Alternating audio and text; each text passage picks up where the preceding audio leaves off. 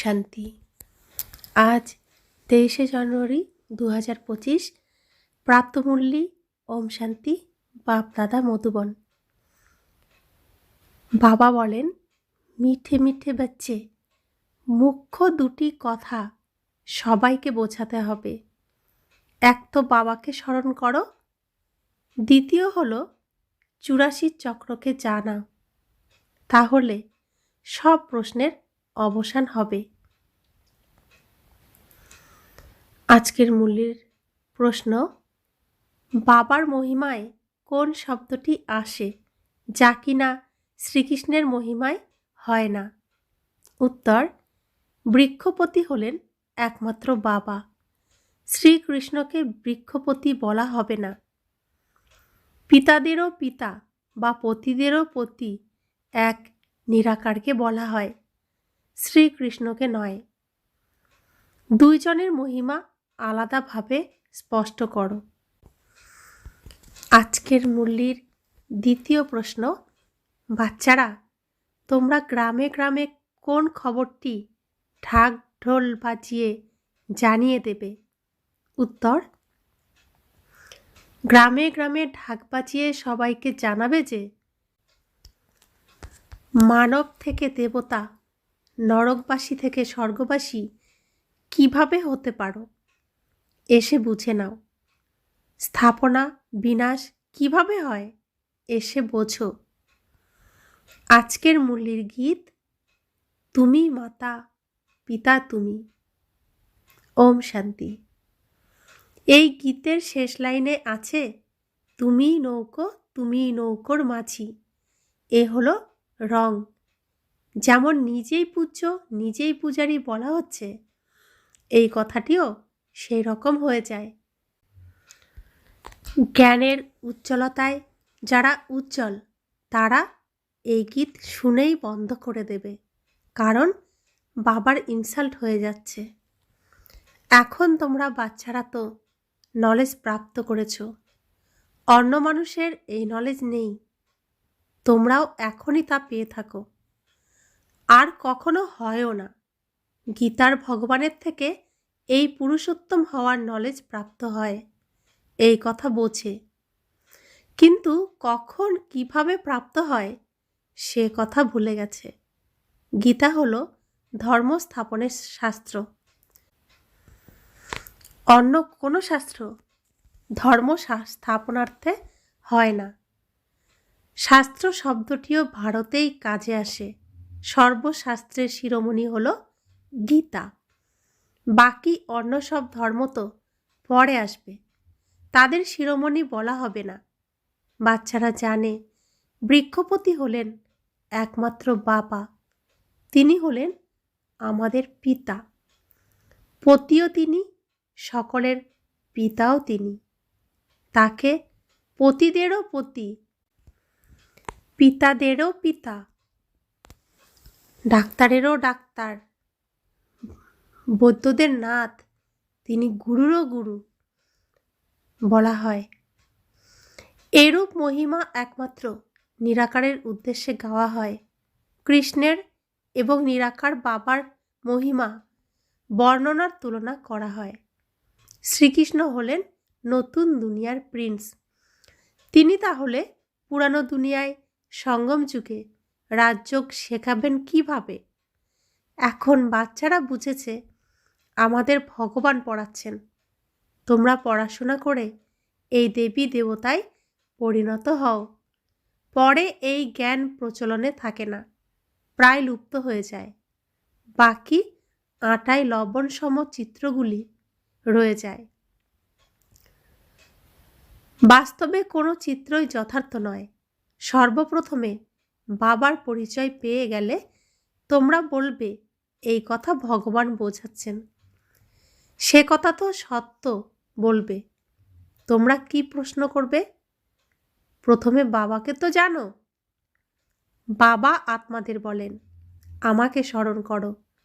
শুধুমাত্র দুইটি কথা স্মরণ করো। বাবা বলেন, আমাকে স্মরণ করো আর 84 চক্রকে স্মরণ করো। ব্যাস, এই দুটি মুখ্য কথা বোঝাতে হবে। বাবা বলেন, তোমরা নিজেদের জন্মগুলিকে জানো না। ব্রাহ্মণ বাচ্চাদেরই বলেন, অন্য কেউ তো বুঝবে না। প্রদর্শনীতে দেখো কত মানুষ এসে ভিড় করে। তারা ভাবে এত মানুষ যায়, নিশ্চয়ই কিছু দেখার জিনিস আছে, ঢুকে পড়ে। এক একজনকে বোঝাতে গেলে মুখ ব্যথা হয়ে যাবে। তখন কি করা উচিত? প্রদর্শনী পুরো মাস চলতে থাকলে বলা যায়, আজ ভিড় আছে, কাল পরশু এসো। তাও যার পড়াশোনার ইচ্ছে থাকবে অথবা মানুষ থেকে দেবতা হওয়ার ইচ্ছে থাকবে তাকেই বোঝাবে। এক, এই লক্ষ্মীনারায়ণের চিত্র অথবা ব্যাজ দেখানো উচিত। বাবার দ্বারা এই বিষ্ণুপুরীর মালিক হতে পারো, এখন ভিড় আছে, সেন্টারে এসো, ঠিকানা তো লেখা আছে। বাকি এইভাবে বলে দেবে, এই হলো স্বর্গ, এই হলো নরক।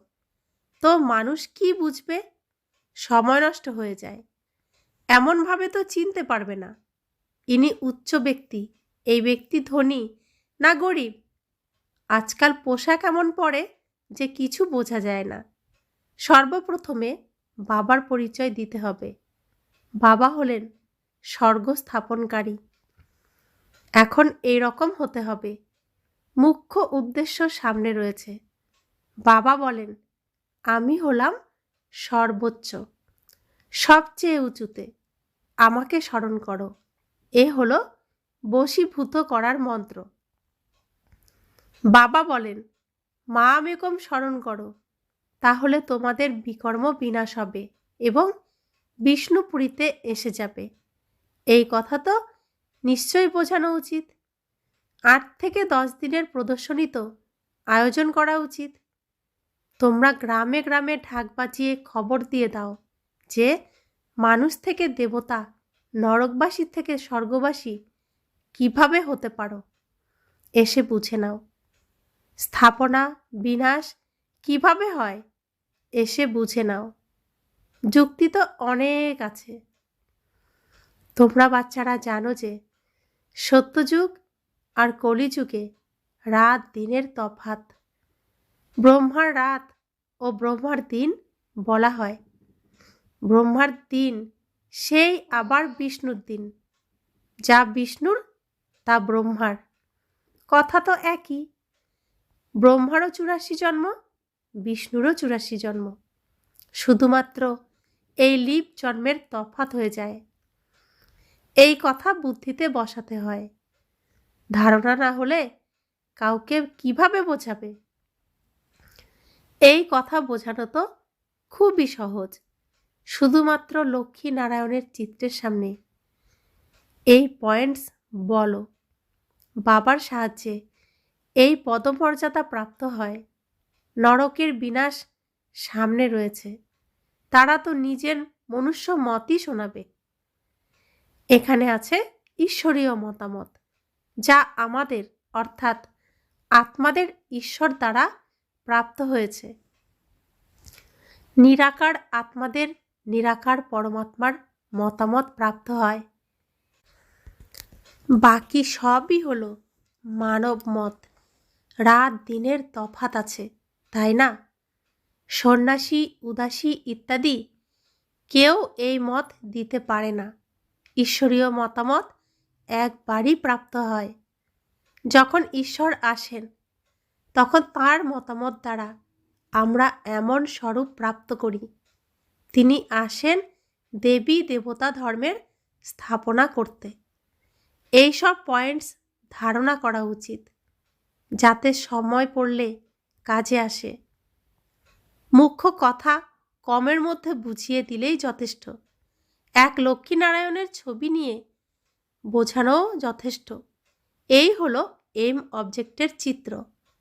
ভগবান এই নতুন দুনিয়া রচনা করছেন। ভগবান পুরুষোত্তম সঙ্গম যুগে এদের পড়িয়েছিলেন। এই পুরুষোত্তম যুগের কথা কারো জানা নেই। অতএব এইসব কথা শুনে বাচ্চাদের কত খুশি হওয়া উচিত। জ্ঞান শুনে অন্যদের শুনিয়ে আরও খুশি অনুভব হওয়া উচিত। সার্ভিস করে যারা তাদেরই ব্রাহ্মণ বলা হবে। তোমাদের কাঁধে রয়েছে প্রকৃত সত্য গীতা। ব্রাহ্মণদের মধ্যেও নম্বর অনুযায়ী স্টেজ আছে। কোনো ব্রাহ্মণ তো খুব বিখ্যাত হয়, অনেক উপার্জন করে। কোনো ব্রাহ্মণের খাওয়া মুশকিলে জোটে। কোনো ব্রাহ্মণ তো লক্ষপতি হয়, খুব খুশিতে খুব নেশায় বলে আমরা ব্রাহ্মণ কুলের। প্রকৃত সত্য ব্রাহ্মণ কুলের কথা তো জানা নেই। ব্রাহ্মণ হলো উত্তম, এই রকম বলা হয়। তবেই তো ব্রাহ্মণদের ভোজন করানো হয়। দেবতা, ক্ষত্রিয় বা বৈশ্য, শূদ্র ধর্মের মানুষদের খাওয়ানো হয় না, ব্রাহ্মণদেরই খাওয়ানো হয়। তাই বাবা বলেন, তোমরা ব্রাহ্মণদের ভালোভাবে বোঝাও। ব্রাহ্মণদেরও সংগঠন থাকে, সেসব ভালো করে যাচাই করে সেখানে যাওয়া উচিত। ব্রাহ্মণ তো প্রজাপিতা ব্রহ্মার সন্তান হওয়া উচিত। আমরা ব্রহ্মারই সন্তান। ব্রহ্মা কার সন্তান সে কথাও বোঝানো উচিত। ভালো করে খোঁজ খবর নেওয়া উচিত যে কোথায় কোথায় তাদের সংগঠন আছে। তোমরা অনেকের কল্যাণ করতে পারো। বানপ্রস্থ মহিলাদেরও সভা ইত্যাদি হয়। বাবাকে সবাই খবর থোড়াই কি দেয় যে আমরা কোথায় গিয়েছিলাম? সব জঙ্গলে ভরা, যেখানেই যাও শিকার করে আসবে, প্রজা বানিয়ে আসবে, রাজাও বানাতে পারো। সার্ভিস তো অনেক আছে। সন্ধ্যায় 5টায় ছুটি হয়, লিস্টে নোট করা উচিত। আজ এইখানে যেতে হবে। বাবা যুক্তি তো অনেক বলে দেন। বাবা বাচ্চাদের সঙ্গেই কথা বলেন। এই কথা পাকাভাবে নিশ্চয় থাকা উচিত, আমি আত্মা, বাবা পরমাত্মা। আমাদের শোনান, ধারণ আমাদের করতে হবে। যেমন শাস্ত্র অধ্যয়ন করে এবং সেসব সংস্কার রূপে অন্য জন্মেও ইমার্জ হয়ে যায়। বলা হয় সংস্কার নিয়ে এসেছে। যারা অনেক শাস্ত্র পাঠ করে তাদের অথরিটি বলা হয়। তারা নিজেদের অলমাইটি ভাবে না। এই হলো খেলা, যা বাবা বোঝান। নতুন কথা নয়, ড্রামা এমনই বানানো হয়েছে যা বুঝতে হবে। মানুষ এসব বোঝে না যে এই হলো পুরানো দুনিয়া। বাবা বলেন আমি এসেছি। মহাভারতের যুদ্ধ সামনে উপস্থিত। মানুষ অজ্ঞানতার অন্ধকারে ঘুমিয়ে আছে। অজ্ঞান ভক্তিকে বলা হয়। জ্ঞান সাগর তো হলেন একমাত্র বাবা। যারা অনেক ভক্তি করে তারা হলো ভক্তির সাগর। ভক্তদের মালাও আছে। ভক্তমালার নামও একত্রিত করা উচিত। ভক্তমালা দাপর থেকে কলিযুগ পর্যন্ত হবে। বাচ্চাদের অনেক খুশি থাকা উচিত। অনেক খুশি তাদেরই হবে যারা সারাদিন সার্ভিস করতে থাকবে। বাবা বুঝিয়েছেন, মালা তো খুব লম্বা, হাজার হাজার সংখ্যায় আছে। যাকে কেউ এখান থেকে কেউ ওখান থেকে আকৃষ্ট করে, কিছু তো হবে, তাই না? যে এত বড় মালা তৈরি হয়েছে। মুখে রাম রাম বলতে থাকে, তখন জিজ্ঞাসা করা উচিত কাকে উদ্দেশ্য করে রাম রাম জপ করে স্মরণ করো? রাম রাম জপ করে স্মরণ করো। তোমরা সৎসঙ্গ ইত্যাদিতে গিয়ে তাদের মধ্যে মিক্স হয়ে গিয়ে বসতে পারো। হনুমানের দৃষ্টান্ত দেওয়া হয়, তাই না? যে যেখানে সৎসঙ্গ হতো সেখানে জুতোর কাছে গিয়ে বসতো। তোমাদেরও চেষ্টা করা উচিত। তোমরা অনেক সার্ভিস করতে পারো। সার্ভিসের সফল তখনই হবে যখন জ্ঞানের পয়েন্ট বৃদ্ধি পাবে, জ্ঞান মগ্ন থাকবে। সার্ভিসের অনেক যুক্তি আছে। রামায়ণ, ভগবত ইত্যাদি বিষয়েও নানান কথা আছে। সেসবের উপরে তোমরা দৃষ্টিপাত করতে পারো। শুধু অন্ধশ্রদ্ধা থেকে গিয়ে বসবে না। বলো আমরা তো আপনাদের কল্যাণ কামনা করি। এই ভক্তি একেবারে আলাদা, এই জ্ঞান একদম আলাদা। জ্ঞান একমাত্র জ্ঞানেশ্বর পিতাই দিয়ে থাকেন। সার্ভিস তো অনেক আছে, শুধু এই কথা বলো, উঁচু থেকে উঁচুতে কে অবস্থান করেন? উঁচুর থেকেও উঁচুতে হলেন একমাত্র ভগবান। অবিনাশী উত্তরাধিকার তার কাছেই প্রাপ্ত হয়। বাকি তো সবই হলো তার রচনা। বাচ্চাদের সার্ভিস করার শখ থাকা উচিত। তোমাদের রাজত্ব করতে হলে প্রজাও বানাতে হবে। এই মহামন্ত্র কোনো অংশে কম নয়। বাবাকে স্মরণ করো, তো অন্তসময়ের যে রূপ মতি থাকবে সে রূপ গতি হয়ে যাবে। তো সেই জন্য মৃত্যুর সময় গীতা দেওয়া হয়। আচ্ছা, মুখে বলা হয় গোবিন্দকে স্মরণ করো, তবে গীতা কেন দেওয়া হয়? গোবিন্দের ছবিও তো দেওয়া যায়, কিন্তু যিনি মৃত্যুকে বরণ করতে যাচ্ছেন তাকে গীতা দেওয়া হয়। এর কারণ আমরা কখনো খুঁজে দেখিনি যে গীতা কেন দেওয়া হয়, গোবিন্দের ছবি কেন দেওয়া হয় না। এটাও এখন বাবা বুঝিয়েছেন। গীতা যিনি বলেছেন, গীতার কথাগুলো যিনি বলেছেন, অর্থাৎ ভগবান, পরমপিতা পরমাত্মা শিব বাবা, তাকে যাতে স্মরণ করা যায় সেই জন্য গীতা দেওয়া হয়। গীতা জ্ঞান যিনি দিয়েছেন তাকে স্মরণ করতে হবে। তো আমরা তো তাকে চিনি না, তাই আমরা বলি গোবিন্দকে স্মরণ করো, কিন্তু গোবিন্দের ছবি তো আমরা দিই না, আমরা গীতাই দিই। এর কারণ আমরা খুঁজতে যাইনি, না জেনে আমরা বলেছিলাম শ্রীকৃষ্ণ গীতা বলেছেন তাই গীতা দেওয়া হয়। গীতাই উদ্ধারকর্তা, অর্থাৎ গীতার যে ভগবান তিনিই আমাদের উদ্ধারকর্তা। আর তাকে স্মরণ করলে আমাদের গতি সদ্গতি হবে। সেই জন্য বাবা সবসময় বলেন আমাকে স্মরণ করো। তুমি যেই রূপ স্থিতিতে দেহ ত্যাগ করবে, অর্থাৎ যাকে স্মরণ করে তুমি দেহ ত্যাগ করবে, সেইখানেই তোমার গতি হবে।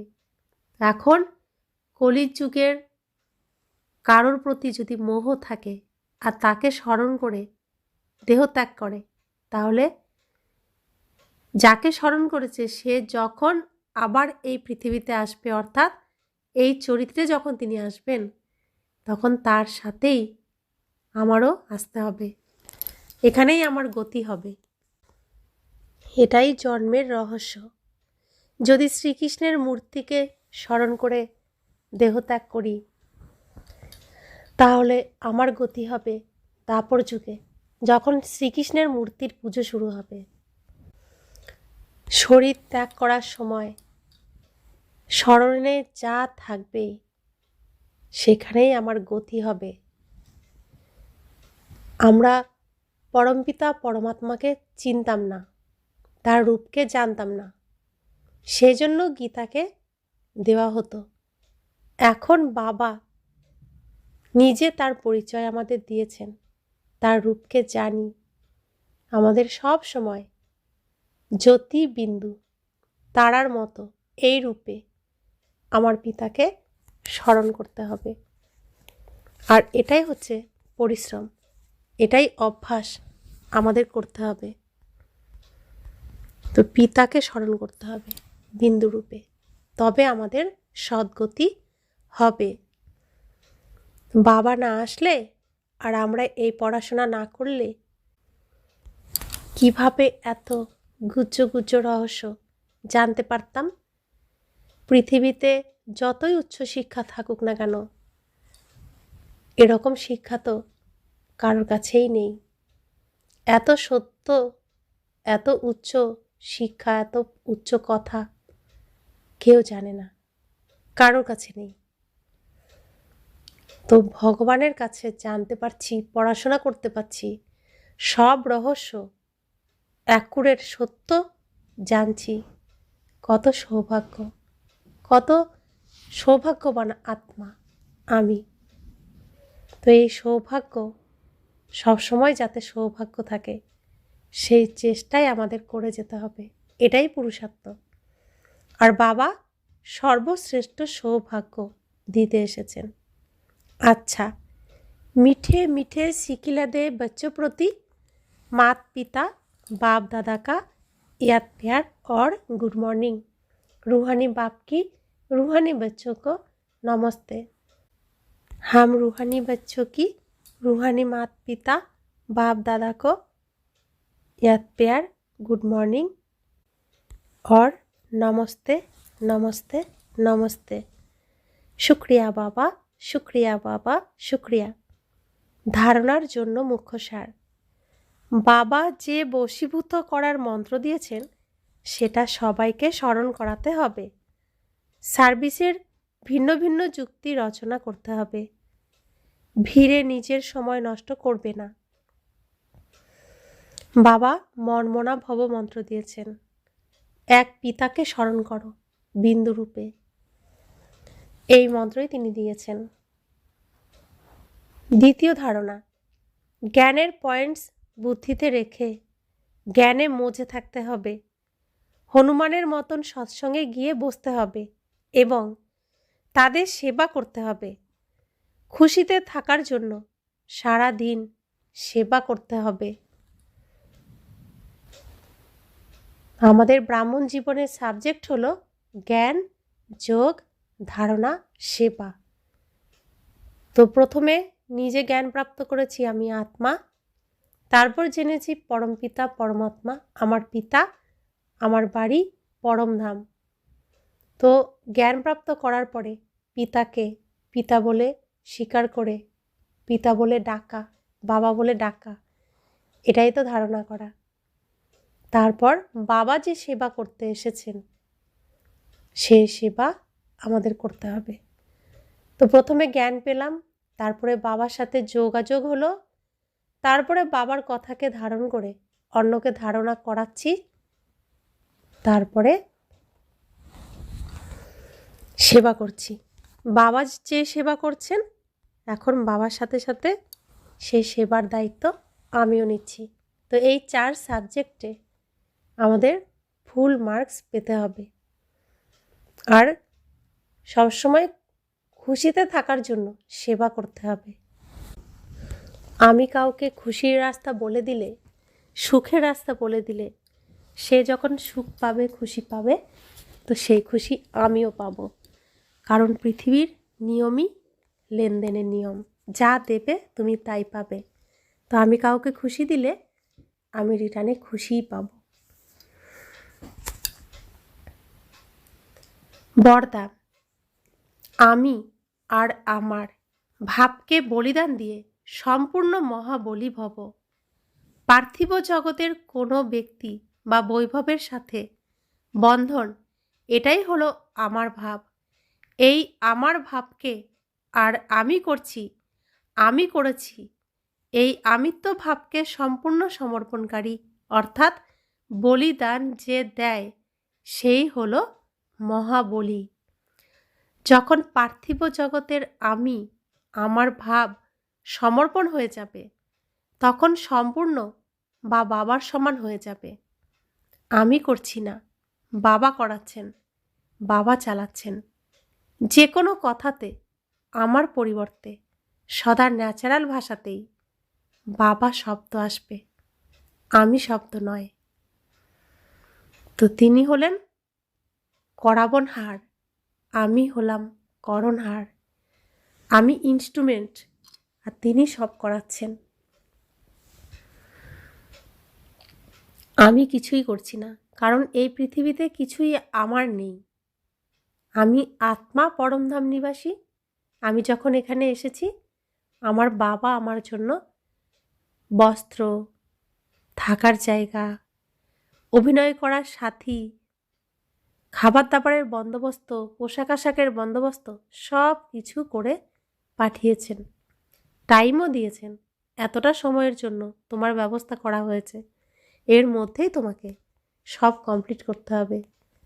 আমরা তো জানি না আমার কতটা টাইম, সেজন্য কোনো সময়ই নষ্ট করা উচিত নয়। প্রত্যেকটা সেকেন্ডকে আমার সেই কর্ম করতে হবে যেই কর্ম করার জন্য আমি অবতরিত হয়েছি। এই পৃথিবীতে আমরা কেন এসেছি, কি করতে এসেছি, কি উদ্দেশ্যে এসেছি, আর আমাকে কোথায় যেতে হবে, এই প্রশ্নের উত্তর নিজেকেই খুঁজতে হবে, আর সেই কর্মই আমাকে করতে হবে। তো আমরা পৃথিবীতে এসেছি পরমধাম থেকে বিষ্ণুর মতো শ্রেষ্ঠ কর্ম করে বৈকুণ্ঠ লাভ করার উদ্দেশ্যে। তো আমাদেরকে সেই শ্রেষ্ঠ কর্ম করতে হবে, ভগবানের সহযোগিতা করে, পিতার সহযোগিতা করে, সেবা করে আমরা সেই শ্রেষ্ঠ কর্ম এখন করার সুযোগ পেয়েছি। তো আমি আত্মা কত সৌভাগ্যবান আত্মা, কত শ্রেষ্ঠ কর্ম পেয়েছি। আমাকে খুব নিষ্ঠাভাবে এই সেবা করতে হবে, শ্রেষ্ঠ কর্ম করতে হবে। কোনো খেলাধুলার মধ্যে নিজেকে জড়ালে হবে না। খেলাধুলা করতে গেলেই আমি করছি এই শব্দটিই আসবে, আর সেবা করলে বাবা করাচ্ছেন, বাবার সহযোগী আমি আত্মা। তো তিনি যা বলছেন আমি তা করছি, তো তার ডাইরেকশনেই সব হচ্ছে, অর্থাৎ তিনিই সব করাচ্ছেন। তখন আমি আর আমার ভাব আর থাকবে না। তাই সব খেলাধুলা বন্ধ করে আমি যে উদ্দেশ্যে এসেছি সেই উদ্দেশ্যেই নিষ্ঠাভাবে আমাকে এগিয়ে যেতে হবে। স্লোগান: সংকল্পে এমন দৃঢ়তা ধারণ করো যার দ্বারা চিন্তা করা আর কর্মে রূপ দেওয়া সমান হয়ে যায়।